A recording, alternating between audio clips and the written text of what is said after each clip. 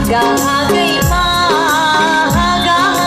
मा हमलाई पनि वैकुण्ठ लैजाऊ साथैमा हागा हागा मा पात पातैमा हमलाई पनि वैकुण्ठ लैजाऊ साथैमा हागा हागै मा पात पातैमा हमलाई पनि वैकुण्ठ लैजाऊ साथैमा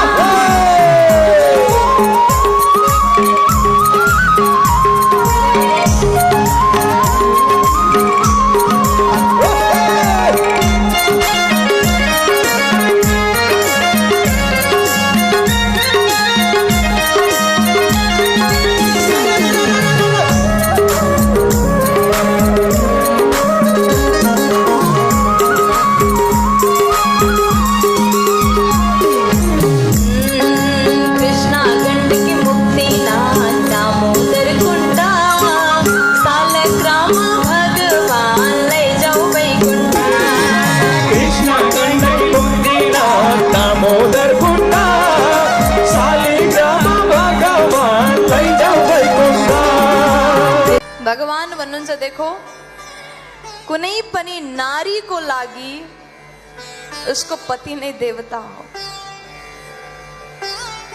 पति चाहे जस्तो सुकै होस् सेवा गर्नु नारीको धर्म हो। अब धेरै चर्चा गर्दैन। पतिको सेवा गर्नु नारीको धर्म हो। दुस्सिलो दुर्भगो वृद्धो जडो रोग्य धनो पिवा निर्धन भए पनि छोडेर हिँड्नु धर्म हैन।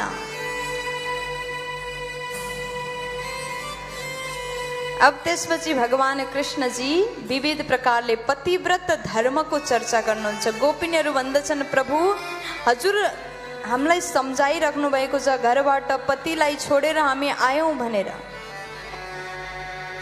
नारी धर्मको कुनै मर्यादा हुन्छ त्यसको पालन गर्नु सर्वथा नारीको धर्म हो। यसको अर्थ यो होइन केवल नारीले मात्रै आफ्नो धर्मको पालन गर्नुपर्छ। यदि नारीले पतिको सम्मान गर्छिन् भने पतिले पनि गर्नुपर्छ नारीको सम्मान। किनकि ताली दुई हातले बज्छ, एक हातले तो सिर्फ थप्पड़। प्यार से बोलो।